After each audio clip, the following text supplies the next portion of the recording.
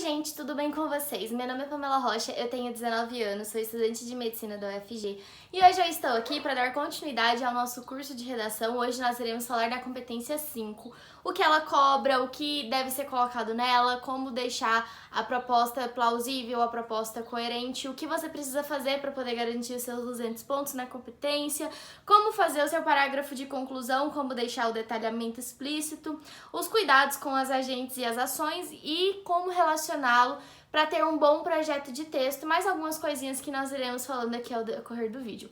Antes de tudo, eu gosto de deixar claro em todos os vídeos de redação, quando eu lembro, não sou profissional da área, não sou formada em letras, não sou estudante de letras, sou estudante de medicina, como eu deixo claro no início de todos os vídeos, e eu estou aqui só para poder compartilhar um pouquinho do meu conhecimento com vocês. Então eu peço para que você já deixe um like aqui nesse vídeo, porque, por favor, me ajuda demais. E além do mais, muitas pessoas esquecem de dar like. Então vamos fazer assim, você deixa o like agora no início do vídeo, e se ao final do vídeo você não gostar, você pode tirar o like, pode até dar o dislike. Mas deixa o like aí por enquanto, pra você não esquecer no final do vídeo. E antes de tudo, vamos pra nossa vinheta. Então, estudantes de todo o Brasil, olá!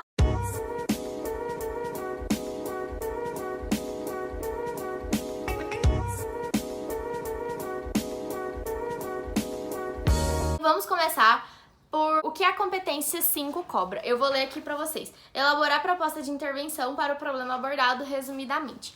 O que ela cobra? Ela cobra que você traga uma proposta de intervenção, que no caso seria o quê? Seria uma solução para o problema abordado. No Enem sempre tem um problema ali pra gente poder discutir sobre. E a proposta de intervenção, né, no caso, é simplesmente você dar uma solução para aquilo que você abordou. Então, por exemplo, você está falando sobre a violência contra as mulheres no Brasil. Você vai discutir duas, por exemplo, principais causas dessa violência, um no seu D1 e outra no seu D2. E aí, na proposta de intervenção, você vai vir trazer uma solução para o problema. O que a sua proposta de intervenção precisa ter para que ela seja considerada? Ela precisa ser coerente, ela precisa ser plausível, né? No caso, ela não pode ser utópica, ela precisa ser possível de ser executada e, além de tudo, ela precisa respeitar os direitos humanos. Então, como assim? Não, a forma obrigatória de se fazer é você fazer uma proposta de intervenção abordando, resolvendo, né, os problemas que você trouxe, ou então, se você colocou duas consequências do problema, tentando barrar ali aquelas consequências, ou então se você colocou duas medidas para resolver o problema na sua redação, especificando aquelas medidas. Então é basicamente isso, você vai discutir na sua intervenção o que você colocou lá no início do texto. Então eu trouxe um exemplo aqui para vocês. Por exemplo, tem aquele tema que eu deixei aqui em uma das redações para vocês escreverem sobre o uso de cigarros entre jovens no Brasil. Vamos supor que uma pessoa, ela trouxe duas causas para esse uso, né, do cigarro entre jovens no Brasil. No primeiro desenvolvimento dela, no caso, no primeiro parágrafo de desenvolvimento, ela falou da influência da mídia para os jovens. E no D2, no caso, no segundo desenvolvimento, ela falou sobre a influência dos amigos. E aí a pessoa vem com uma proposta de intervenção e coloca o governo, coloca a família, coloca a sociedade. Tá errado? Não necessariamente. Você pode colocar agentes que você não falou, não comentou na sua redação? Pode. Contanto que os que você colocou estejam lá. Então, por exemplo, se você me fala que um dos problemas, uma das grandes causas para a continuidade, né, no uso de cigarros entre jovens no Brasil é a influência midiática, então você precisa me trazer uma proposta de intervenção que envolva a mídia. A mídia deve fazer alguma coisa. Por quê? Não faz sentido você falar, por exemplo, que as duas principais causas da violência contra a mulher é a impunidade contra os agressores e a falta de uma justiça mais rígida, e depois vir trazer uma proposta de intervenção relacionada às mulheres ou relacionada à sociedade. Então, você pode colocar outros agentes que não foram citados ao longo da sua redação? Podem, contanto que os que foram citados sejam retomados na sua intervenção. E aí a gente entra no segundo exemplo, no caso da intervenção plausível e possível de ser executado. Vamos supor que você vai escrever uma redação sobre a mobilidade urbana de deficientes visuais no Brasil. E você coloca como proposta de intervenção que o governo deve doar robôs, aqueles cães guias robôs, para todos os deficientes visuais do Brasil. Bem, é uma proposta coerente? Sim, tem a ver com o tema, tem a ver com o que você está discutindo. Respeita os direitos humanos? Sim, ela é utópica? Não. Existem sim cães-guias robôs. Pelo menos que eu saiba até agora, uma empresa do Espírito Santo já fabrica esses robôs, inclusive saem mais baratos do que você pagar o adestramento de um cão-guia mesmo de raça. Mas enfim, será que é uma proposta plausível? Quanto o governo iria gastar para isso? Porque eu não tenho certeza, eu vou deixar o número aqui atualizado, né, de quantos deficientes visuais existem no Brasil. Então, assim, é algo que poderia ser colocado em prática? Sim, mas tá muito distante da realidade. Será que não tem outras coisas, outras propostas mais fáceis de serem aplicadas? Então, quando você for colocar uma proposta de intervenção, pense nisso. Às vezes pode ser uma proposta incrível, por exemplo. Não seria incrível se todos os deficientes visuais tivessem seus cães, guias, robôs ali para poder ajudá-los na mobilidade urbana, principalmente nas nossas cidades, né, que as calçadas são todas quebradas, o povo estaciona carro mesmo na calçada e não tá nem aí. Seria ótimo, mas existem outras propostas muito mais plausíveis, muito mais fáceis de serem aplicadas do que essa. Então vamos tentar não viajar demais na maionese, porque alguns corretores podem considerar isso como, sabe, algo não executável, digamos assim. E o terceiro exemplo que eu vim trazer para vocês é a questão de respeitar os direitos humanos. Foi até um exemplo que aconteceu mesmo no Enem. Foi quando ela teve, acho que em 2015, aquele tema de redação sobre a violência contra as mulheres, e algumas pessoas colocaram uma proposta de intervenção, a castração química para estupradores e agressores, enfim. É algo coerente com o que você está discutindo? Sim, tem a ver com a violência contra as mulheres. É algo plausível? Sim, existe hoje em dia métodos para fazer essa castração química, porém, respeita os direitos humanos? Não, não respeita os direitos humanos, então você não pode colocar isso como sua proposta de intervenção. A gente precisa ser um pouco falso também na nossa redação, viu, gente? Às vezes você é uma pessoa que sim, que defende que tem que ter pena de morte, sim, mas você não pode colocar isso na sua redação, porque isso fere os direitos humanos, fere a dignidade humana. Então, mesmo que você seja a favor da pena de morte, não coloque coisas desse tipo na sua redação, porque você vai não só zerar sua competência 5, mas zerar sua redação. Ferir os direitos humanos é motivo para zerar, sim, a redação. Então, beleza, eu já sei o que cobra a competência 5, eu já sei o que não posso fazer e o que posso fazer na minha proposta de intervenção, mas como eu vou compô-la, como eu irei fazê-la? Bem, basicamente você vai colocar 5 características: o agente, a ação, o meio-modo, a finalidade e o detalhamento. E eu vou discutir certinho como funciona cada um. Eu não sei se tá focando pra vocês aí, mas enfim, como funciona cada um desses daqui. Quem é o agente? O agente é aquele que irá realizar a intervenção. Então, você vai colocar que o governo vai fazer alguma coisa. O agente é o governo, é quem irá executar a medida. A ação é o que deve ser feito. Vai fazer o quê? O governo vai fazer o quê? É a ação. O meio-modo é de que forma aquilo será feito. No caso, né, resumindo, como essa ação, essa proposta será feita. A finalidade é para que isso será feito. Por que isso será feito. E o detalhamento nada mais é do que você especificar. E o detalhamento você pode especificar qualquer um desses outros 4. É só que aí eu entro com uma dica aqui pra vocês. Primeira coisa, não detalhe meio modo, porque além de ser muito mais complexo de se fazer, o corretor, ele pode confundir o seu detalhamento com o seu meio modo. Ele pode acabar te tirando nota, considerando que ou você não colocou o seu meio modo ou você não colocou o seu detalhamento e você vai com 160 na sua proposta de intervenção. Eu recomendo que você detalhe ou o agente ou a ação. Eu recomendo mais ainda que você detalhe a ação, porque se você detalhar a ação, você vai especificar mais e mais, isso vai mostrar que você tem um plano mesmo, digamos assim, que você sabe exatamente como aquilo seria feito, sabe? Você não simplesmente está falando assim, a gente precisa de mais aterros sanitários nas cidades para resolver a questão do lixo. Tá, mas como isso será implantado? Esses aterros sanitários serão localizados em regiões estratégicas? Obviamente que isso aqui eu tô inventando aqui, tirando de cabeça, mas é mais fácil você especificar a ação e fica mais nítido também o seu detalhamento quando você especificar a ação. Mas, se você não tem espaço na sua intervenção, você escreveu lá sua redação, se prolongou demais e ficou com um pouquinho espaço na sua intervenção, eu recomendo que você detalhe o agente, porque é muito mais rápido. E como você vai detalhar esse agente? Como eu coloquei aqui, ó, colocando a função ou a competência daquele agente. A que compete aquele órgão. Então, se você vai colocar, por exemplo, que o Ministério da Educação deve implantar uma matéria nas escolas e tal, aí você pode colocar, portanto, cabe ao Ministério da Educação, vírgula, já que é o órgão público responsável pela implementação de um componente curricular na grade comum curricular nacional? Eu acho que é esse nome, eu tenho que pesquisar. Então você vai detalhar, já que ele é o responsável por fazer tal coisa e tal coisa, deve fazer isso. Quando você coloca isso, já que ele é o responsável por fazer tal coisa, você tá especificando seu agente. Mas aí a gente entra num outro quesito. Nem todos os corretores do Enem são formados em letras. Se você, pelo menos até ano passado, eu não li como que iria funcionar a seleção de corretores esse ano. Mas, pelo menos ano passado, o que eu tinha visto é que você não necessitava ter feito letras, não necessitava ter feito algum curso na área de linguagens para ser corretor, mas qualquer curso na área de humanas. Então, por exemplo, um professor de história poderia corrigir a sua redação. E assim, a gente sabe que professores são diferentes, os cursos são diferentes. Então, por exemplo, uma pessoa formada na área de humanas, provavelmente ela seria muito mais, como que eu vou dizer, observadora na questão dos repertórios do que na questão gramatical em si, entendeu?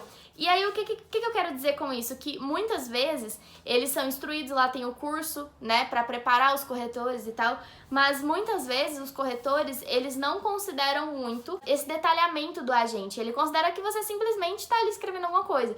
Então, tome cuidado com isso, eu reforço aqui, eu acho mais interessante vocês especificarem a ação, porque além de ser mais nítido esse detalhamento, demonstra maior domínio. Mas se você não tiver espaço, detalhe o agente, porque é muito mais rápido, gasta muito menos linha. A gente entra em outro quesito, como deixar o seu detalhamento explícito. Essa daqui é uma dica do meu professor Ademar Nogueira, o melhor professor de redação de Goiânia, pelo menos que eu já conheci. E ele me deu essa dica que é muito boa pra, assim, você deixar na cara do seu corretor, sabe? Tipo, toma, esse é o meu detalhamento, que é deixar o seu detalhamento entre travessões.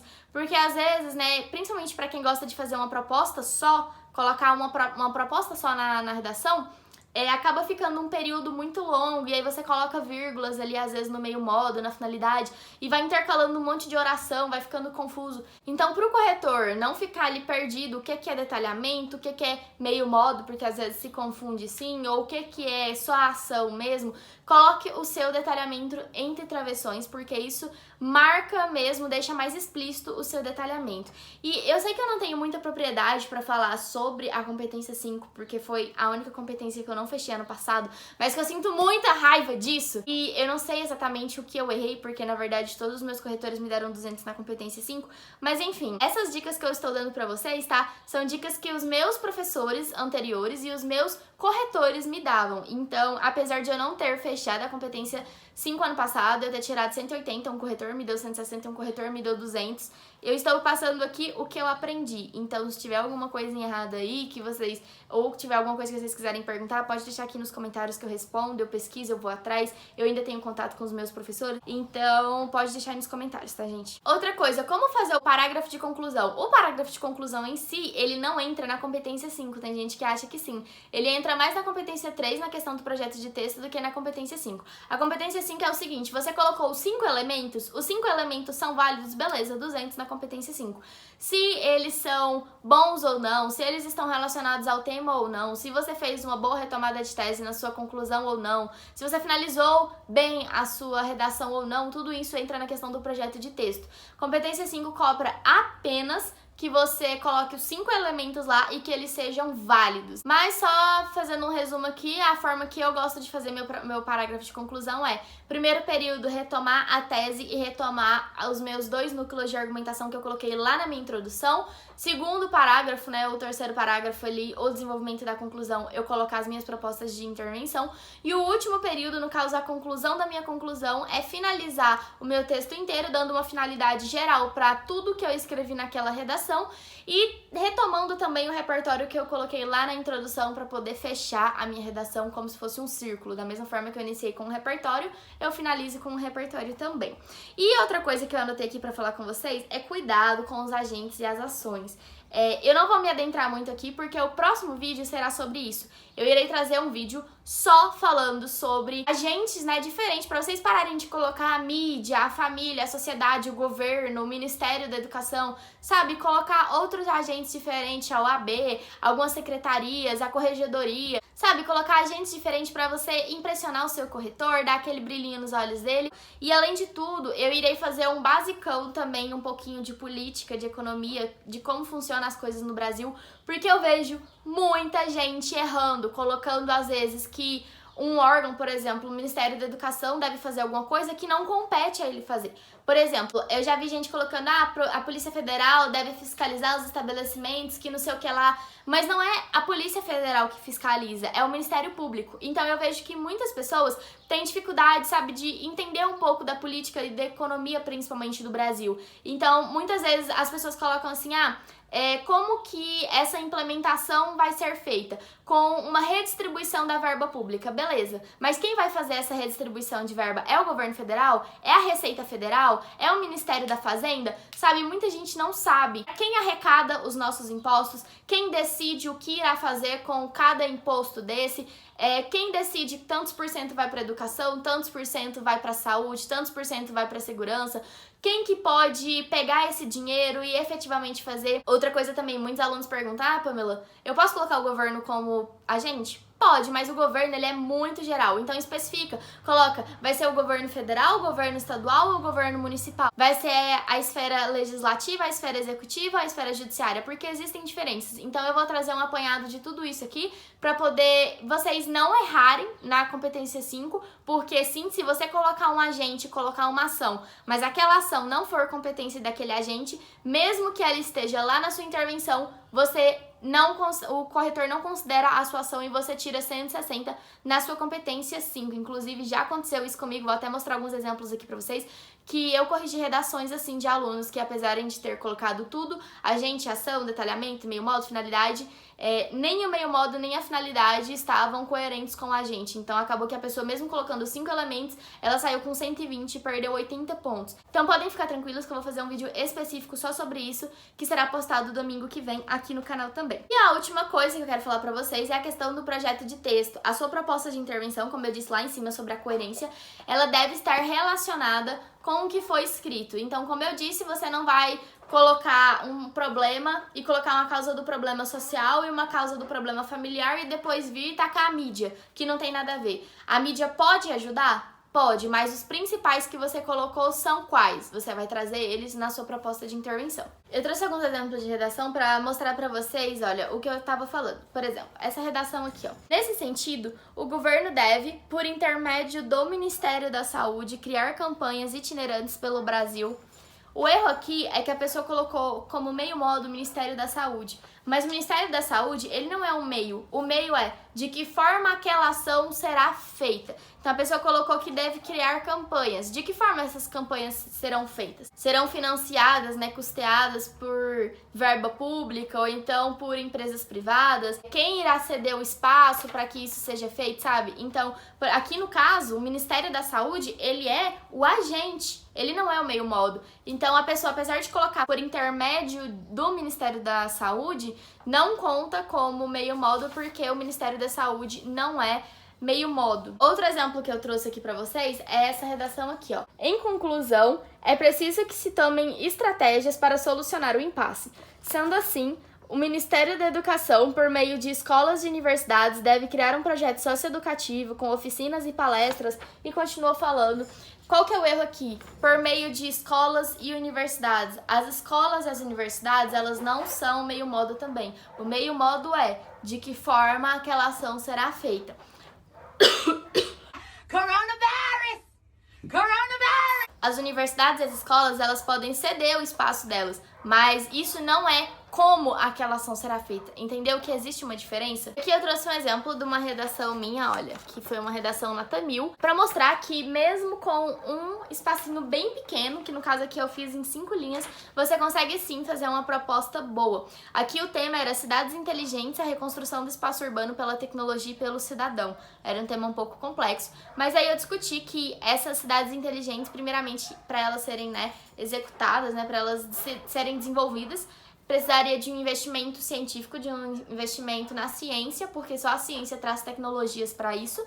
E deveria também, outra coisa que eu coloquei aqui, foi a educação social, porque não adianta você ter cidades inteligentes com alta tecnologia, sendo que as pessoas não sabem usar essa alta tecnologia. Olha quem tá aqui pra dar oi pra vocês, gente. Minha cachorrinha, ela tá aqui hoje comigo. Tá aqui me fazendo companhia enquanto eu gravo pra vocês. Dá oi pro pessoal, Mel. Fala oi, pessoal. Gente, ela é muito lindinha, né? Ela nem parece vira-lata. Mas enfim, retomando aqui o vídeo.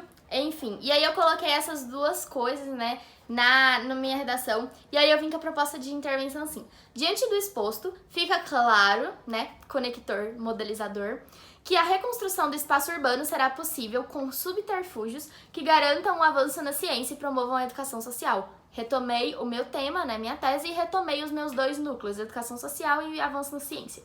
Portanto, o governo federal, perceba que aqui eu não deixei o governo geral, eu especifiquei, no caso, a hierarquia, né, esfera federal, por meio de um redirecionamento da verba pública arrecadada pela Receita Federal, deve investir em ciência, como financiar pesquisas científicas de universitários e instituir laboratórios de ciência em todas as escolas públicas. Perceba que aqui eu coloquei entre travessões para mostrar que era o meu detalhamento da minha ação, para que seja possível a criação de tecnologias que serão utilizadas na modernização urbana. Ademais, as escolas e a mídia devem informar e explicar as transformações a fim de incluir toda a população no processo. Assim, tornar-se-á possível que as cidades brasileiras se aproximem das mostradas em Black Mirror.